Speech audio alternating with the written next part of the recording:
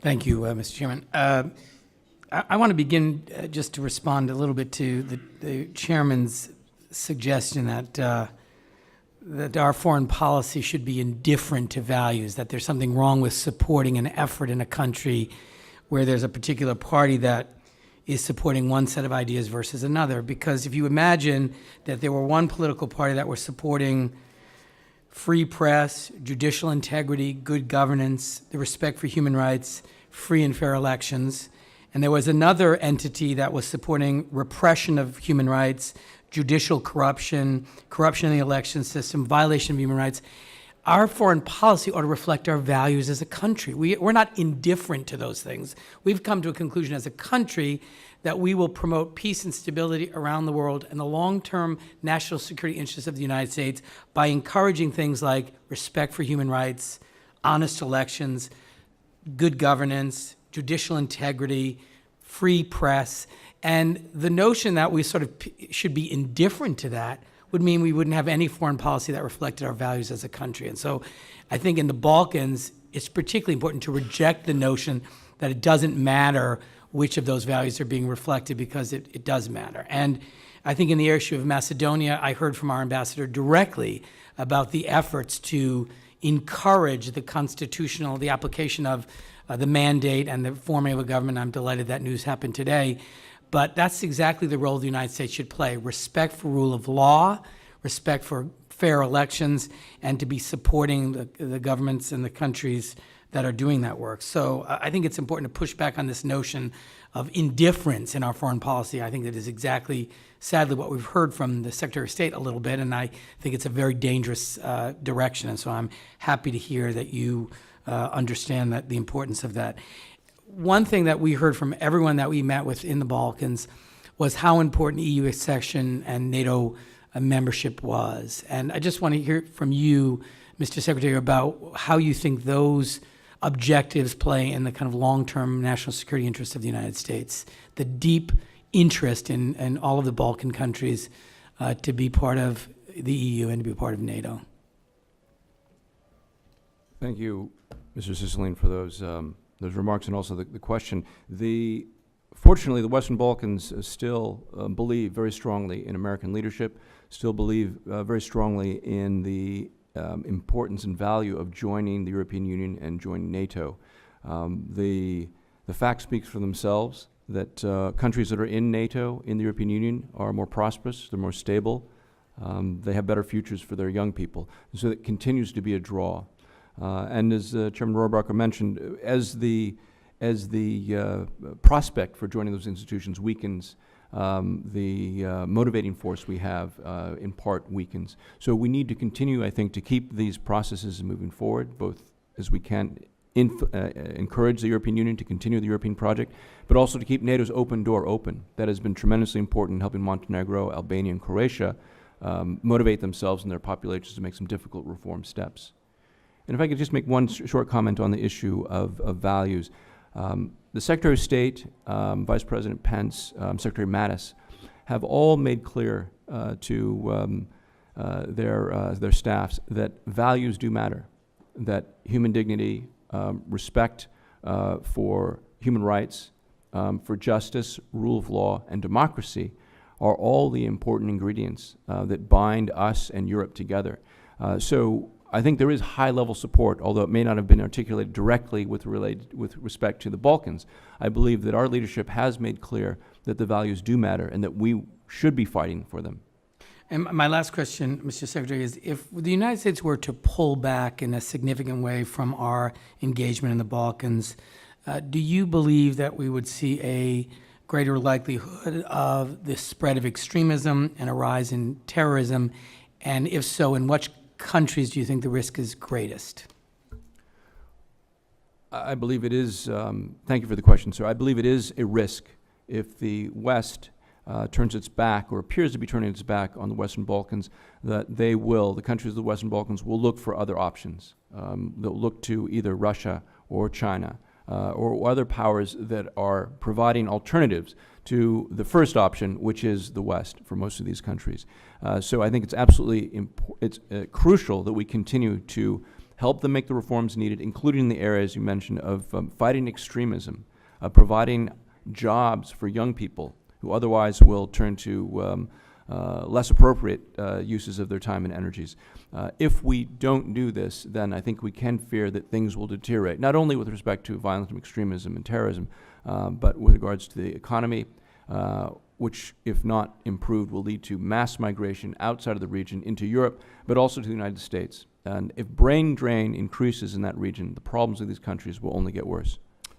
Thank you, Mr. Secretary. And Mr. Chairman, I would just ask to associate myself with remarks of Mr. Meeks with respect to our men and women in the Foreign Service. I am always in awe of the tremendous service of of the men and women who serve our country all over the world, sometimes in very dangerous places. And this was no exception on my trip to the Balkans. We have extraordinary professionals that have dedicated their lives to representing our country in the interests of the United States, and they do it with tremendous dedication and make us all very proud, and that includes you. So thank you for your service, and we'll do all we can to protect resources for the important work that you do. And with that, I yield back.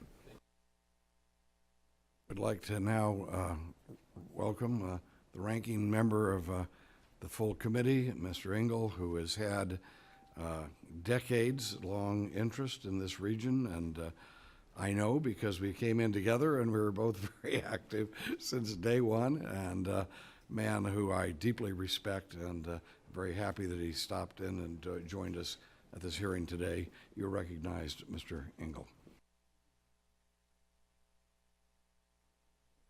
Thank you very much, Mr. Chairman, and thank you for those kind words. We have worked together for a long, long time.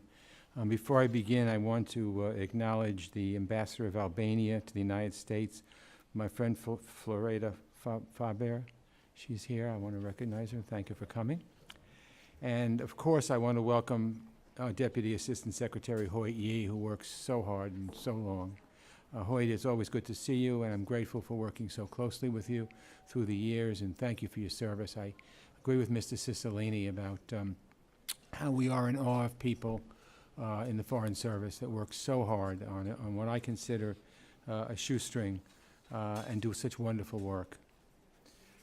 So if we take away one message from today's hearing, it's that our work in the Balkans is not over. The project that began in the 1990s with the breakup of the former Yugoslavia still requires active engagement by the United States and by our allies in Europe. First, the good news: there's been real progress in the Balkans. 2 countries, Slovenia and Croatia, have joined the EU. 3, Slovenia, Croatia, and Albania have entered NATO, and a 4th, Montenegro, is on the way. That's good. Since the brutal wars of the 1990s, peace and democracy have indeed been the norm in the region, but all is not well. The democracies established with each country's independence are now fraying on the edges. Press freedoms are narrowing in Serbia. Macedonia has not yet been able to form a government, although today I hear there's real progress. And Albania's opposition Democratic Party is refusing to take part in next month's parliamentary vote. Kosovo's elections next month, spurred by a parliamentary no-confidence motion, seem relatively normal in comparison. But Kosovo's troubles remain right around the corner as Serbia remains unwilling to normalize relations and recognize its neighbor, Kosovo. On top of the regional concerns, Vladimir Putin has added Balkan countries to the list of targets where he's stoking tension and undermining confidence in democracy. The Kremlin attempted a coup in Montenegro, which fortunately failed. It is selling advanced weapons to Serbia, including MiG-29s and T-72 tanks, and it's getting involved in Macedonia's domestic politics, aiming to prevent a resolution to the governing crisis in Skopje. So, Hoyt, I'm glad you're here to help us understand what's going on and what the United States is doing to get the region moving forward again. I'd like to make a few points. First, President Trump's State Department and foreign assistance budgets will devastate America's ability to promote our interests and protect our security. This is as true in the Balkans as it is anywhere else. Since the wars of the 1990s, we have invested billions in the Balkans, and we have made progress. It would be foolhardy at best to squander that investment simply to further an ideological drive to make deep cuts throughout the government. Secondly, I was taken aback at the initial United States opposition to Kosovo's plans to form an army. If our recognition of Kosovo as a sovereign and independent democracy means anything, it means we must stand by Pristina when it pursues policies well within the bounds of what's accepted for any other normal country.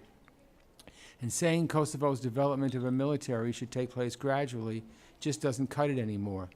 Kosovo is in its 10th year of independence. We're past gradual, we're now approaching glacial. Rather, let's help the Kosovars consult with their domestic constituencies, their neighbors, and the international community so that they can formally establish their non-threatening defensive force. Once again, Mr. Chairman, our work is not done in the Balkans, as you well know. We need to keep the region on the path towards democracy and the rule of law.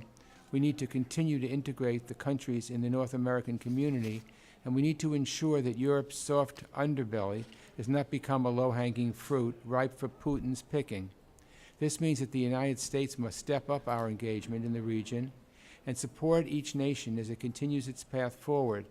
Anything less will risk bringing further instability and difficulties back to a region that deserves a real chance at freedom and prosperity. So I guess I'll just ask you to comment on anything I said or might say, and I also want to ask you about the name Macedonia with Greece, though problems there. Have there been any changes or thawing in terms of the name for Macedonia? Thank you, Mr. Ranking Member, for your statement and your questions. I agree largely with everything you've said, sir, with one possible clarification I wanted to make about Kosovo and its military. We do, in fact, support Kosovo's aspirations to create an army. We have agreed with Kosovo since 2011 on a strategy, the security sector strategy review that includes a number of steps that Kosovo will undertake before it transforms its security force into an army.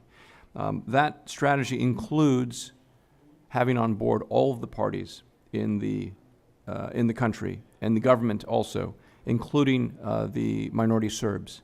The Kosovars have agreed that for reasons of stability, it would be much better to have all of the different peoples in the country supportive of this step before it happens.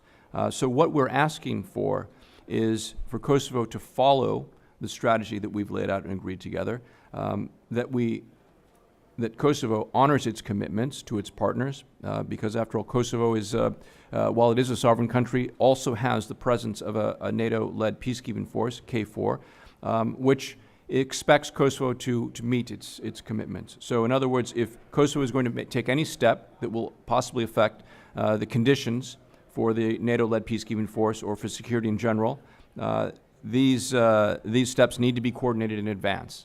And where we did make clear to the Kosovars that we thought they needed to return to the strategy was when it appeared a couple of months ago that Kosovo was going to proceed with formation of an army outside of the framework of the agreement that had agreed with us and with other NATO partners. So we do support formation of an army, but it should be in accordance with the strategy that we've already agreed with them. And it should be done in a way that does not upset the security situation, which might lead to a weakening of support from NATO allies for the Kosovo Security Force, the KFOR, the peacekeeping force led by NATO. And in general, on Russia, I just want to add again what I mentioned earlier, sir, that we believe it is very important to stand up to Russian malign influence. And we are engaged in many different efforts to strengthen the ability of all the countries in the Western Balkans to resist illegal or ill-intended efforts by Russia to increase its influence, including in Kosovo, including in Albania, in places which have traditionally been more or less thought to be immune from this kind of influence, and now we're beginning to see where it could, in fact, be coming into play. Thank you. Mr. Chairman, if you didn't just indulge me, I would like to ask one more question and say that I'm deeply concerned with the lack of justice for murders and crimes committed by the government of Serbia during and after the Kosovo War.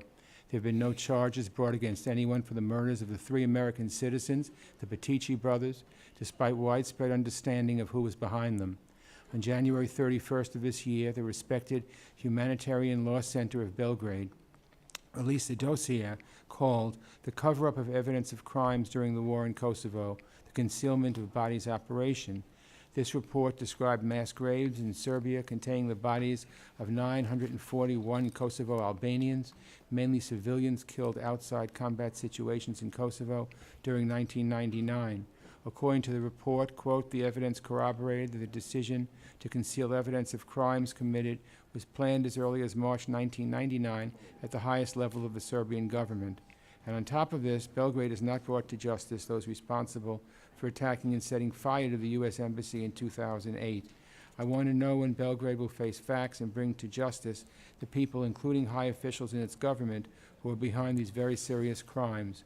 The murder and mass burial of almost 1,000 innocent civilians is a crime against humanity, but the perpetrators have since gone unpunished. At the same time, the European Union has looked the other way and has been willing to proceed with Serbia's accession process. This has to stop, and stop now. Until Serbia brings those who have committed these crimes to justice, the EU should not move ahead with Belgrade's accession, and the United States should think twice before advancing our relations with Serbia. I also think that Serbia should stop throwing roadblocks in Kosovo's way, in Kosovo's attempt to join the European Union. If both of them are to join the European Union, and I have no objection to that, ultimately, then I think that each should help the other join the Union, not resist and make it almost impossible by throwing roadblocks. So I would like, Mr. Chairman, to have unanimous consent to put in the record HLC's one-page summary of the dossier I just mentioned, and I thank you for your indulgence. Thank you, and thank you very much for your years of service on this issue and your focus all of these years. And I don't think it's due to the fact that you have massive numbers of Serbian or Kosovar residents in your district. I got to feel it's just from your heart and representing a truly principled position. So, which, however, bam, here comes the other shoe, I may disagree with certain things about. Let me just note that my... Well, we've disagreed on a number of things, Mr. Chairman, through the years, but I think mostly we've agreed. Okay. Let me just note that my name, or not my name, but my positions were mentioned in several testimonies, and as a matter of courtesy, I will yield myself some time to respond. First of all, just, and again, I would hope that, in my disagreement with Elliot, is that I would hope that we close the books on that war, and and Serbia starts cooperating with Kosovo and bringing up the who killed who 35 years ago or 30 years ago is going to be harmful to bringing about that cooperation. So I would recommend both sides just drop it, close the book, realize bad things were done, and try to form a better relationship. In terms of our influence, let me note that several times what we've heard here today is how we must be concerned about Russia's, we have to stand up to Russia's trying to increase its influence. What is that all about? I mean, this is Russia-phobiaism. Russia-phobia, that they are no longer the Soviet Union. They are a major power. They have every right to try to expand their influence by influencing people in various parts of the world, as we do. And we are all over the map in these things, and we are our military all over the world, trying to do that through the military even. And yeah, Russia has every right to try to become an influential force, especially on countries that border Russia. What's going on? I mean, we went up to the Baltics, and after hearing the words Russian military aggression in the Baltics over and over and over again for a year, I went up there, and then we had a hearing, and there was no Russian military aggression in the Baltics. I mean, not once has their troops gone into one of these countries, and we actually put more troops on their borders than they actually put inside their own country next to these countries. So again, I think this idea that we are now treating Russia the same way we did during the Soviet Union is harmful to peace and undermines our ability to get things done and promote peace in the world. One last thing about this whole thing about Macedonia and Soros and these other things. look, and here's where we disagree. No, if a country decides they have political parties based on their social norms, whether it's, yeah, they have a right to have a political party and say, no, we are not going to, and I'm not stepping on trying to attack anybody here or anything. We have a right to determine what we consider to be acceptable in our national parade, okay? And I know we have had problems with that. What I see is that you have Christian groups in these countries that are Soros and his gang don't like the Christian groups. They don't like family groups, people who have more traditional conservative principles. Now, I'm not saying those principles are right. I'm just saying the people of these various countries have the right to do that without interference from us, without us shipping in money to try to help them organize politically to get the guys who are on the other side of those social norms.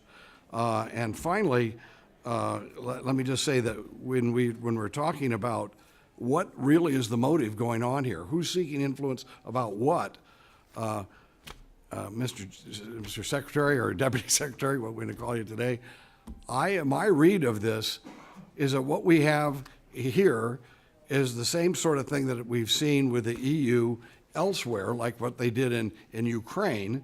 It's a power grab by suggesting any country who wants to get into the EU has to do this, has to jump through hoops. The attempt at control isn't Russia. The attempt at control is that we are backing up the EU's demand for controlling this part of the world.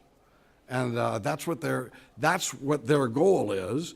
And every time and unfortunately for these folks, I would say that the EU is not proving to be as viable as it presents itself. And I think the EU is going down, and instead it's using its leverage based on us to try to get these new governments down in the Balkans, to get them to toe the line that they create for that European market as they see it.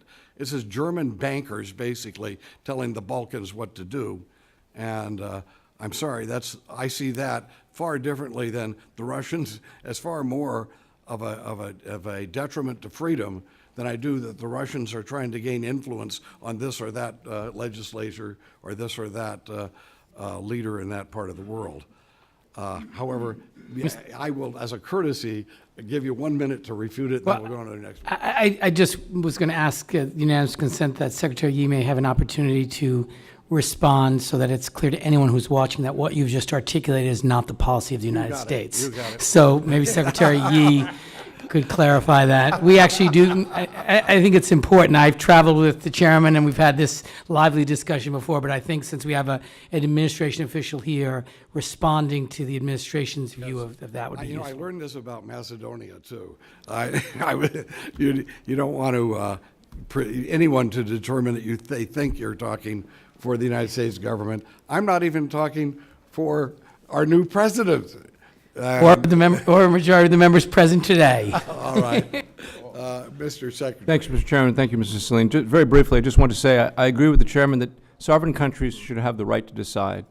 And this is perhaps where we disagree, sir, that it is an assessment of the United States government that countries like Macedonia and Albania and Bosnia-Herzegovina and other members of the Western Balkans want to join the European Union, want to join the West. They want to join NATO. Yes. In order to do that, there are certain standards they need to meet: rule of law, respect for human rights, respect for free media, freedom of the speech. How about economic policies they have so demand? Also certain economic standards. So what we are doing is helping them to achieve their goal. We're not telling them they must join NATO or they must join the European Union, but they must meet certain standards if they do want to advance.